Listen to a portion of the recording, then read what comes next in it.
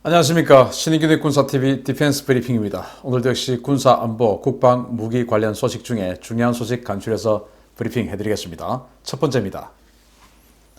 얼마 전에 유조선을 개조해서 이란이 무인기 항공모함이라고 주장하는 황당한 사례를 소개해드린 바 있었는데요. 이란을 비웃을 일이 아닌 것 같습니다.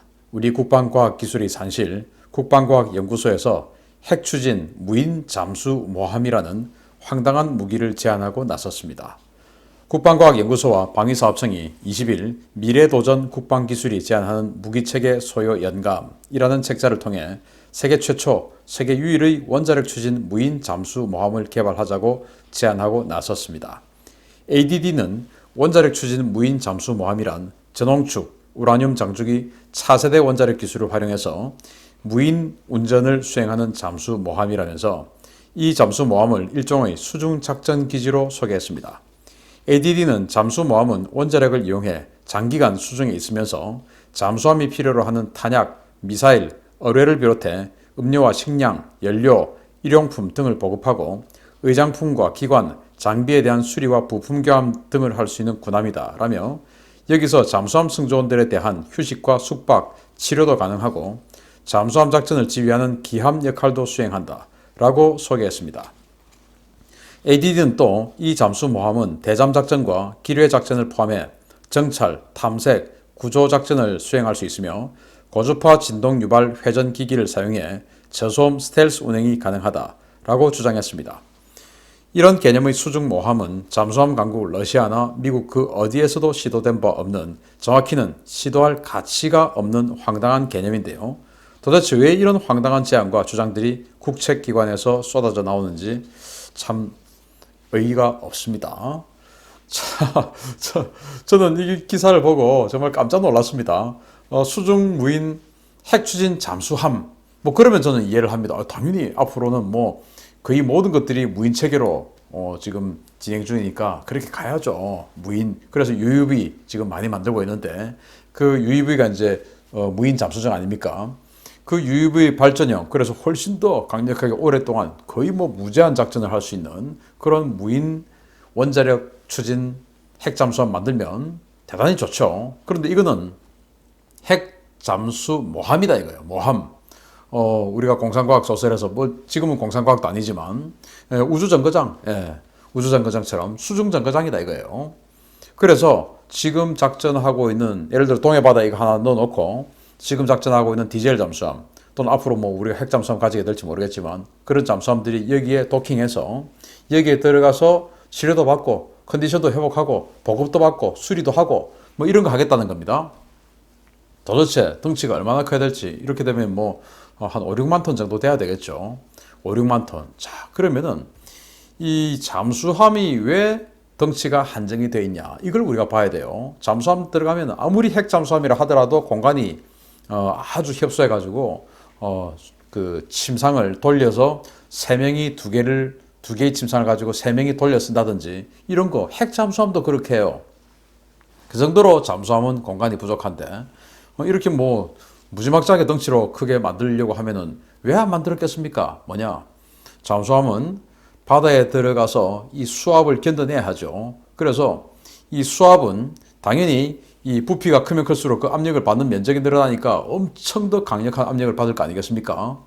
그래서 과거에 소련도 타이푼급 잠수함 만들 때 이 하나의 동체로는 도저히 감당을 할 수가 없어가지고 좀 작은 동체 한 10m급짜리 이 동체 두 개를 넣고 그 바깥을 외피로 쐈어요. 그런 식으로 만들었습니다.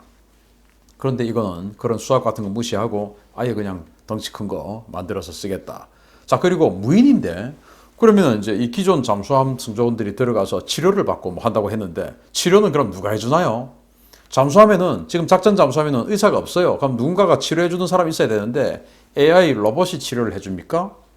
그리고 이 부품하고 수리할 수 있도록 해주겠다고 하는데 그러면은 도대체 이 도킹할 수 있는 이 통로는 또 얼마나 커야 될까요?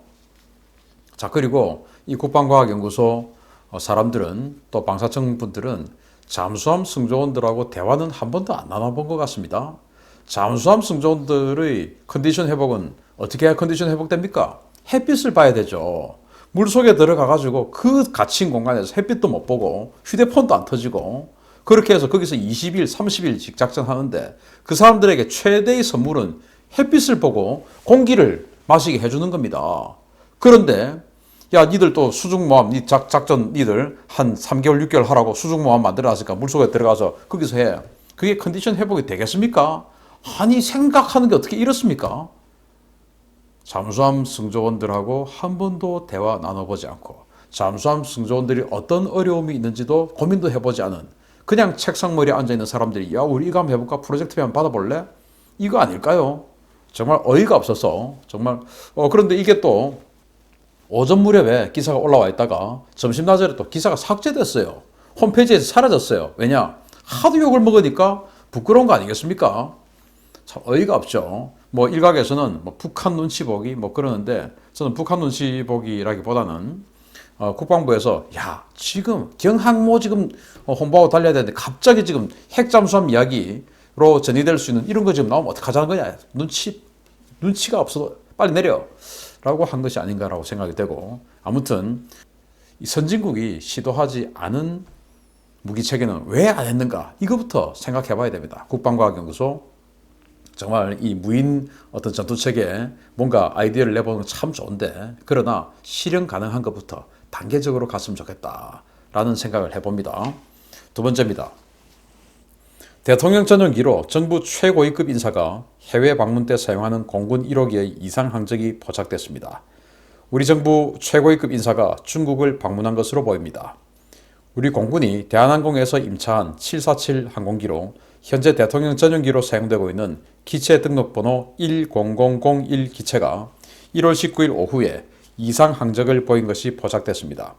이 기체는 남해안에서 항공기 자기 위치 전송 장치인 ADS-B를 켰는데요. 19일 오후 2시 반경 경상남도 통영 인근 해상에서 모습을 드러낸 뒤에 그대로 서쪽 방향으로 비행하는 항적이 식별됐습니다. 39,000피트, 약 12km 고도를 비행하던 이 기체는 오후 3시경 전라남도 신안군 흑산면 가거도 인근 공역에서 ADS-B를 끈 뒤에 서쪽 공해상으로 사라졌습니다. 이 기체의 진행 방향을 고려할 때 가상의 선을 직선으로 그으면 중국 중남부 지역 장쑤성이 나오는데요. 해당 항공기가 20일 수도권 상공에서 식별된 점을 미뤄보아 이 기체는 19일 오후 고위급 인사를 태우고 중국을 방문했다가 20일 오전 성남 비행장에 내려주고 김해기지로 다시 이동한 것으로 보입니다. 이 기간 중에 우리 정부 고위급 인사의 중국 방문은 보도된 바 없는데요. 코드 1을 타고 중국을 몰래 다녀올 정도의 최고위급 인사가 누군지 대체 무슨 목적으로 이렇게 비밀리에 다녀왔는지 관심이 쏠리고 있습니다. 공군 1호기 에어포스 1이죠. 그런데 우리 대통령만 타는 게 아니고 최고위급 인사, 대통령이 영부인에게도 빌려줬고 총리에게도 빌려줬었죠.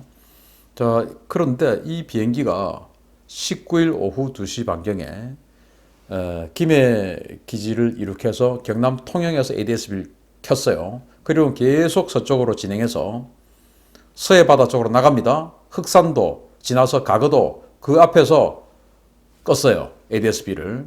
그리고는 이제 어딘가로 갔는데 이 상황을 봤을 때 중국으로 간 게 아니냐라고 판단하는 겁니다. 만약에 중국으로 안 갔으면 우리 영공에서 있어야죠. 왜 영공이 아닌 곳으로 나갔겠습니까? 그런데 이 비행기가 다시 20일 성남공항에 내렸습니다. 서울공항이죠. 바로 VIP가 왔다 갔다 하는 바로 그 서울공항이죠. 거기에 착륙했다가 다시 이제 김해로 왔는데, 이 공군 1호기의 작전기지는 성남공항입니다. 서울공항이죠.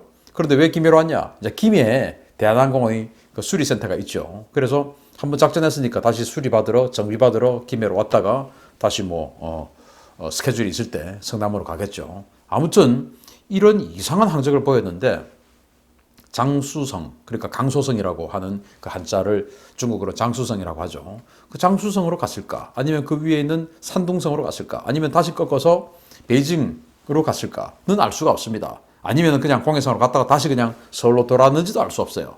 그러나 어쨌든 이 항적으로 봤을 때 저는 중국으로 1박 2일의 짧은 일정을 갔다 오지 않았을까라는 생각이 들었습니다. 자, 그러면 이 시기에 미국 대통령이 이 취임을 하는 이 시기에 긴급하게 중국의 비밀리에 그것도 이 에어포스 원을 탈 수 있는 정말로 최고위급 인사가 왜 갔다 왔을까? 라는 그런 의문이 들죠. 자, 그러면 이 에어포스 원을 한 명만 탔을까요? 한 명만 탈 정도면 이 큰 덩치가 필요 없겠죠. 여러 명이 타고 왜 갔다 왔을까? 라는 의문이 듭니다. 갔다 왔다면. 그래서 뭐 아무튼 추측일 뿐입니다. 흑산도 지나서 가거도 지나서 ADS-B를 껐으니까 중국으로 갔겠다라는 생각을 하고 그 다음날 서울공항 성남기지에 나타났으니까 1박 2일 갔다 왔겠다라는 생각을 하는 거예요. 무슨 일을 하러 갔다 왔을까요? 보도는 나온 게 없는데 아무튼 궁금하기만 합니다. 마치겠습니다. 감사합니다.